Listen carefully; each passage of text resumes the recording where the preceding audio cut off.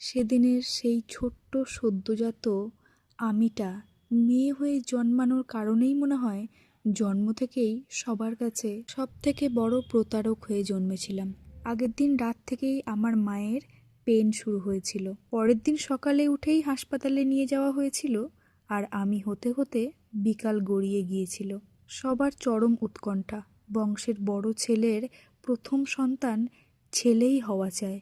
কিন্তু দুঃখের বিষয়, সবাইকে অবাক করে আমি মেয়ে হয়ে জন্ম নিলাম।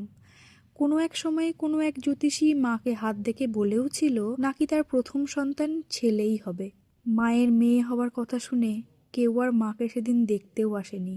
বাবা কোনো রকম হসপিটালের কর্তব্য এই সমস্ত কিছু পালন করে তারপরে বাড়ি ফিরে গিয়েছিল। যাই হোক, মেয়ে হয়ে জন্মেই যেন আমি সবার সাথে খুব বড় প্রতারণা করে জন্মেছি। যাই হোক, মা এই সমস্ত কিছু সহ্য করলেও তেমন কাউকে কিছুই উত্তর দিত না, শুধু নিজের কাজ করে যেত আর আমাকে প্রাণপণে মানুষ করার চেষ্টা করত। কিন্তু আমি তো আর সেদিকের মানুষ নই। একে তো মেয়ে হয়ে জন্মেছি, তার উপর গায়ের রং চাপা, তার উপরে দেখতে শুনতেও আমি অত ভালো নই। আমি পুরো আমার বাবার দিকে গেছি। আমার মায়ের গায়ের রংটা একটু উজ্জ্বল ছিল, কিন্তু আমার বাবার গায়ের রং চাপা, আর আমি ঠিক আমার বাবার মতোই হয়েছি।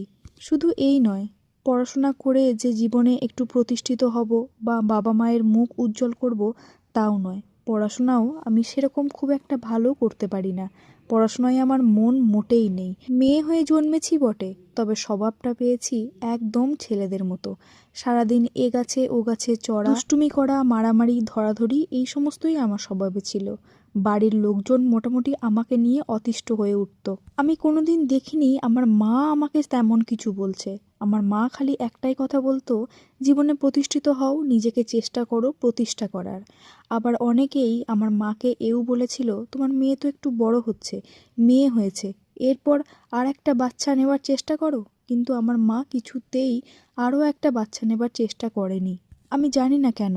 আমার মায়ের জীবনে একটাই লক্ষ্য ছিল কিভাবে আমাকে মানুষ করা, কিন্তু তবুও আমি অন্যরকম হয়েছিলাম। যাই হোক, তবে আমার মায়ের প্রচেষ্টা কিন্তু আমি একদমই ব্যর্থ হতে দিইনি। যত বড় হই, পড়াশোনাটা কেমন জানি আমার ধাতে চলে আসে। দুষ্টুমি সব কিছু করার পাশাপাশি আমি পড়াশোনাটাকেও আমার সেই লেভেলে কন্টিনিউ করি। ইংলিশে অনার্স করে মাস্টার ডিগ্রি কমপ্লিট করি, আর তারপরে পিএইচডিও করি। এখন একটা কলেজে পড়াই। একটা কথা খুব মনে পড়ে, আমার মায়ের কথা।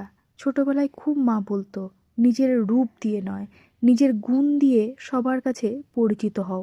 যাই হোক, পিএইচডি করার সময় আমার আলাপ হয় সৌনকের সাথে।